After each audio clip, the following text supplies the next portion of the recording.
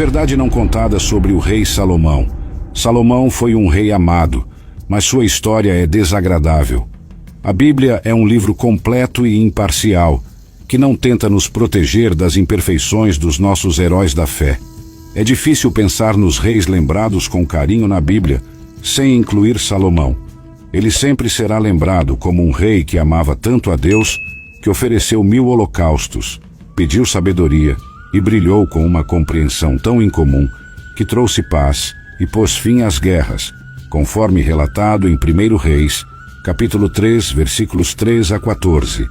Salomão demonstrou seu amor pelo Senhor ao seguir as instruções dadas a ele por seu pai Davi.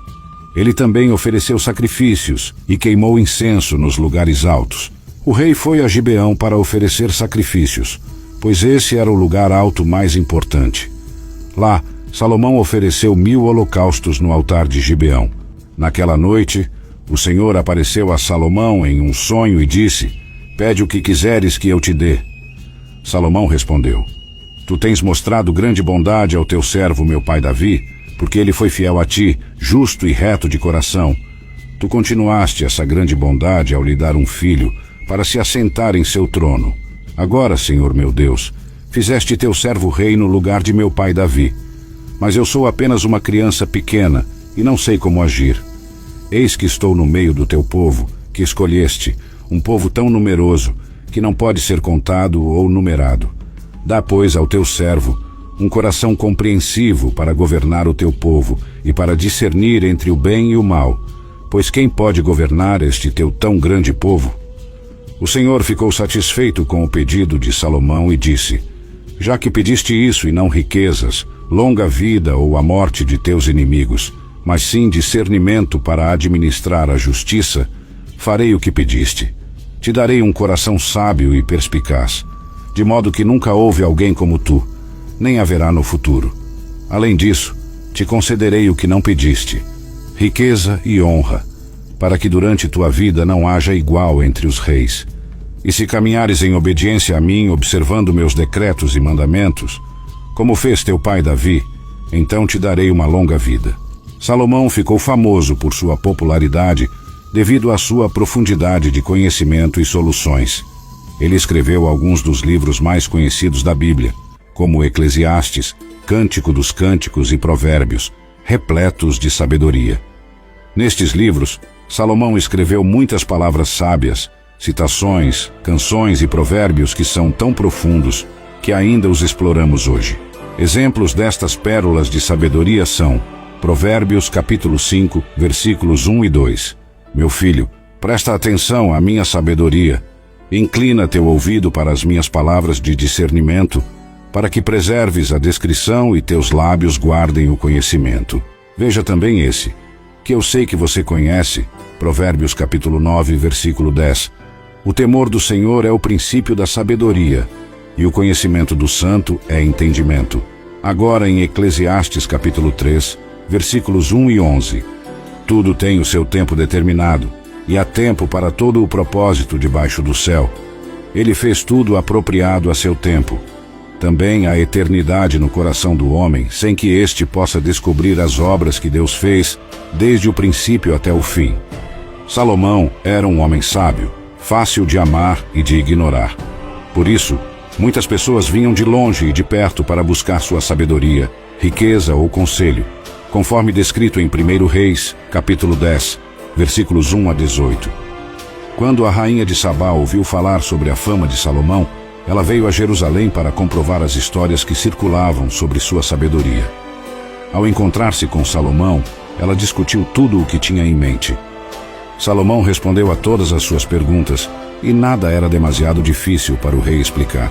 Ao ver toda a sabedoria de Salomão, a grandiosidade do palácio que ele construiu, a comida em sua mesa, o assento de seus oficiais, os servos que o atendiam, suas vestes, os copeiros e os holocaustos que ele oferecia no templo do Senhor, a rainha de Sabá ficou impressionada.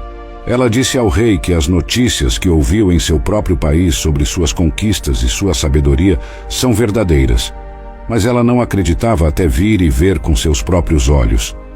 De fato, nem metade lhe contaram sobre sua sabedoria e riqueza. ela expressou sua admiração pelo povo e oficiais de Salomão, sempre ouvindo sua sabedoria, e louvou o Senhor seu Deus por tê-lo colocado no trono de Israel. Em reconhecimento, ela presenteou o rei com 120 talentos de ouro, grandes quantidades de especiarias e pedras preciosas. Nunca antes houve tantas especiarias trazidas como as que a rainha de Sabá deu a Salomão. Os navios de Irão trouxeram ouro de Ofir e carregamentos abundantes de madeira de aloe moji e pedras preciosas. O rei utilizou a madeira de aloe moji para fazer sustentáculos para o templo do Senhor e para o palácio real. Além disso, fez harpas e alaúdes para os músicos. Desde então, nunca mais se viu tanta madeira de aloe moji importada. O rei Salomão satisfez todos os desejos e pedidos da rainha de Sabá, além do que já havia dado generosamente de sua realeza. Então, ela partiu, retornando com sua comitiva para seu próprio país.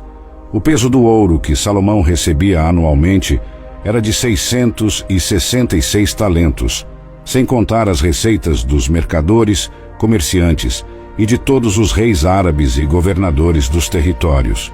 O rei Salomão fez 200 grandes escudos de ouro martelado, sendo 600 de ouro em cada escudo. Além disso, fez 300 pequenos escudos de ouro martelado, com 3 quilos de ouro em cada escudo. O rei colocou-os no palácio da floresta do Líbano. O rei também fez um grande trono todo revestido de marfim e coberto de ouro fino. No entanto, alguns aspectos desagradáveis e não tão justos de sua vida, como seu casamento com 700 mulheres e 300 concubinas, são surpreendentes. Conforme descrito no primeiro livro de Reis, capítulo 11, versículos 1 a 13, Salomão amou muitas mulheres estrangeiras, indo contra a orientação do Senhor. Suas esposas levaram-no a adorar os deuses estrangeiros, como Astarote e Moloque, o detestável deus dos Amonitas. Assim, Salomão fez o que era mal aos olhos do Senhor, e não foi totalmente fiel como seu pai Davi. Num monte a leste de Jerusalém, Salomão construiu um lugar alto para a abominável divindade de Moabe e para Moloque, o abominável deus dos Amonitas. Também para as Amonitas, ele fez o mesmo, acompanhando suas esposas estrangeiras que queimavam incenso e ofereciam sacrifícios a seus deuses. O Senhor ficou irado com Salomão, pois seu coração havia se desviado do Senhor, o Deus de Israel, que lhe aparecera 2 vezes. Embora o Senhor tivesse proibido Salomão de seguir outros deuses, ele não obedeceu ao comando do Senhor. Então, o Senhor disse a Salomão que, devido à sua atitude e por não ter mantido a aliança e os mandamentos, as consequências se seguiriam. Certamente, arrancarei o reino de suas mãos e o darei a um dos seus servos. Contudo, por amor a Davi, seu pai, não farei isso durante a sua vida. No reino de seu filho, arrancarei uma tribo, mas não tirarei todo o reino dele, pois darei uma tribo a ele em consideração a Davi, meu servo, e em consideração a Jerusalém, a cidade que escolhi. A luxúria, a fraqueza e a falta de disciplina em relação às suas relações com mulheres fizeram com que Deus se afastasse dele até que ele perdesse quase tudo que possuía. Conforme descrito no primeiro livro de Reis, capítulo 11, versículos 28 a 40, naquela época, Jeroboão era um homem de destaque, e Salomão, ao ver como o jovem realizava bem o trabalho, o colocou no comando de toda a força de trabalho das tribos de José. Nessa ocasião, Jeroboão estava saindo de Jerusalém, e o profeta Aías de Silo encontrou-se com ele no caminho, vestindo um manto novo. Os dois estavam sozinhos no campo, e o profeta rasgou em 12 pedaços o manto novo que usava.